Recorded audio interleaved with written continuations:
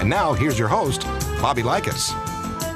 With us today on Car Clinic is Mark REUSS, General Motors North American President. Mark, it's a pleasure to have you in the house. Welcome to Bobby Likis Car Clinic. Hey, Bobby, thank you for having me today. I understand that there's a huge announcement today, and it's all about the Cruze and Ohio, the Lordstown plant. Give us the 30,000-foot view, and then I have a couple of other questions for you. All right, Bobby. Well, what we're doing today is we got a bit of a road trip going from Detroit through Ohio. And what we're doing is we're driving one of our new pre-production Cruzes here, one that was built at Lordstown, and it's got the new 1.4 turbo and 6-speed automatic in it. So we're getting right around 40 miles per gallon here on the highway, which is hybrid-like, even though it's a regular gasoline low displacement turbocharged engine. So it's fun. What we're doing and why we're doing it is we're driving along the whole highway that we really see our 6-speed automatic transmission made in Toledo for the car, and then we see our blocks being cast for the turbo in Defiance, and then we see all the panels for the car being stamped in Parma, and then we're going to end up at a dealership and then head into Lordstown, where we're going to announce the addition of 1,200 new workers and families back into Lordstown on a third shift for the car. So we're very excited about it. Well, it sounds like a lot that's going on. Is the Cruze really as good as advertised? I mean, does it cover all the bases? You said 40 miles per gallon, but 5-star safety, good-looking, price competitive, and then made in USA? That's exactly right. Every new car we're bringing out here in General Motors right now has at least 5 things why someone would come into our showroom to buy our car. So on Cruze, we've got a great-looking car, number one, inside and out. You're going to see something that looks a lot more expensive than what it is.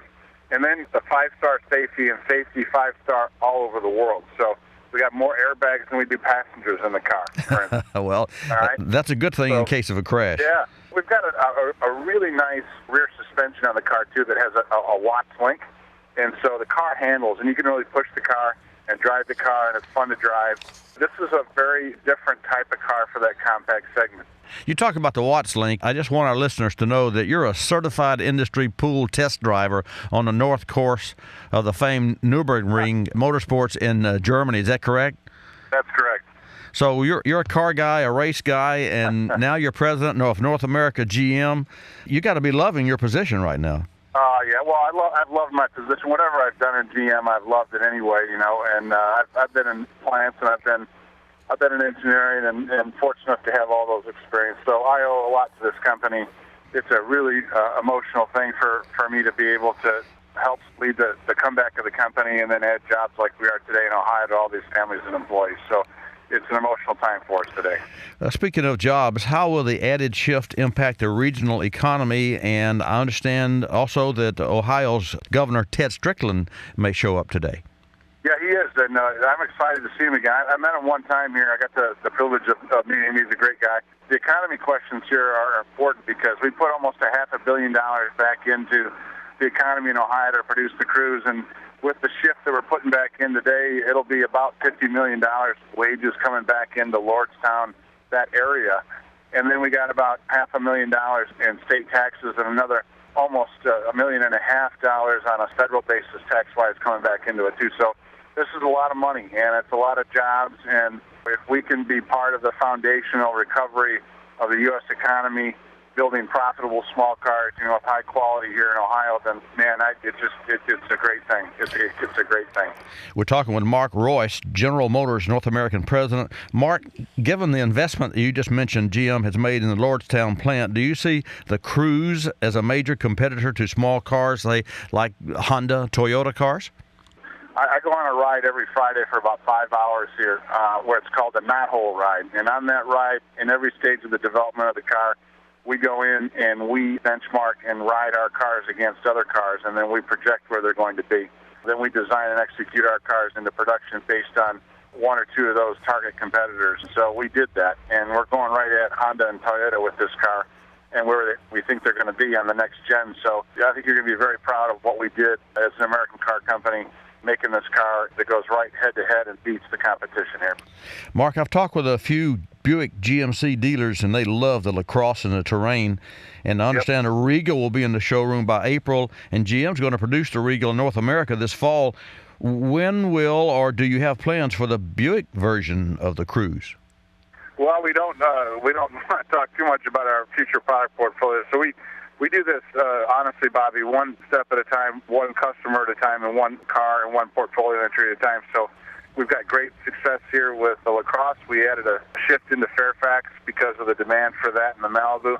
Now we're going to follow that up with the Regal. And if it's as successful as we think it's going to be, then we're going to talk about what we do next for Buick. Mark, you were mentioning earlier about the Cruze that you're driving currently, and you're riding in the car right now, and you're getting 40 miles per gallon. With the CAFE mandated 35 mpg, I mean, that's a 42% increase by 2015.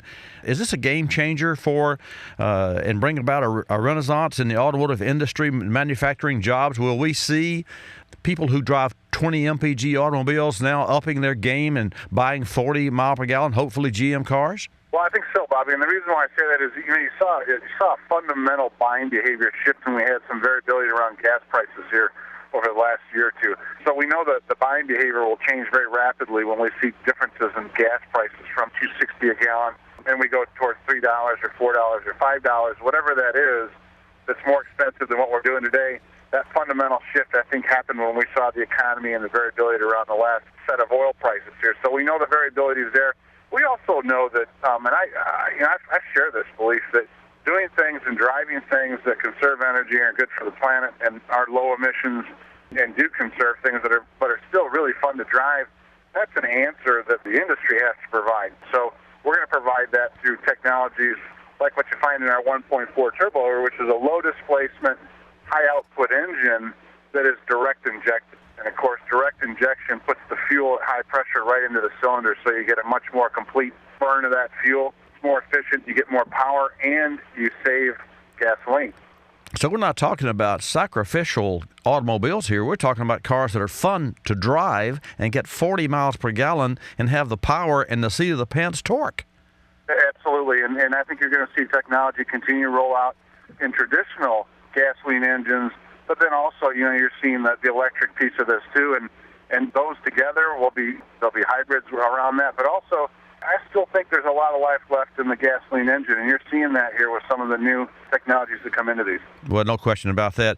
Just a couple of final questions. Is GM still working with Cascada on cellulosic ethanol? And for our listeners, especially those naysayers, not that ethanol is supposed to replace gasoline, but ethanol has a higher octane rating, and this is my understanding. If the engine's built to run on a higher percentage of ethanol, can we not produce even more power and get MPG and have our cake and eat it too, so to speak? Yeah, you can, and you're right on all fronts. You got to be careful though, because and by the way, we just brought the pilot plant for Cascada right online. We're very committed to this, and I think the whole industry is too. You've seen the growth supply of the pumps themselves, so this is happening, and like you say, it doesn't directly replace it as a complete substitute, but anything that decreases our reliance on foreign oil is a good thing. So if it's not made from food-based cellulosic ethanol, then that's all good too, and that's what this Cascada plant is, and that's why we believe in it. That's happening.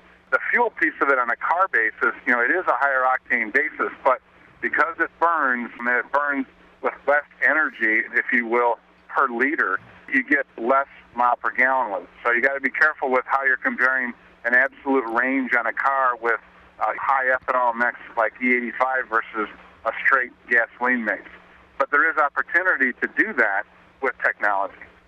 Just a couple more things. I understand that when you were in Australia, you were president of the Federal Chamber of Automotive Industries and led negotiations for long-term government support and a 10-year policy plan to restructure the Australian auto industry. Not only are you a car guy, but you also understand the politics and what it takes to go forward. Your position now, do you feel like that you can bring GM forward on all fronts, including high performance, high MPG automobiles, and use the current administration and the direction that we're headed in this country, and that would be on the upward scale? My time in Australia taught me lots of things, but what we need to do here is all about jobs. Jobs through better technology, higher quality, and better products in our auto industry is the way to do it. We had a very progressive policy in Australia that led us to do that, and it was a co-investment of government and industry to create those jobs, because at the end of the day, you can cut taxes, you can subsidize, you can do all these things, But if you aren't funding the fundamental restructuring of technology and job growth and confidence and people that have manufacturing as a basis for their income and spending power, we're going to chase this thing for a long time. And I think the government in the United States is really embracing that, and I think the governments in places like Ohio understand it very well, too. I think it's onward and upward. I really do. I want to thank you for your time again. Mark REUSS, General Motors North American President. Drive safely. Enjoy the high-performance automobile, and thanks so much for joining us on Car Clinic today. Thanks, Bobby, for having me. I appreciate it.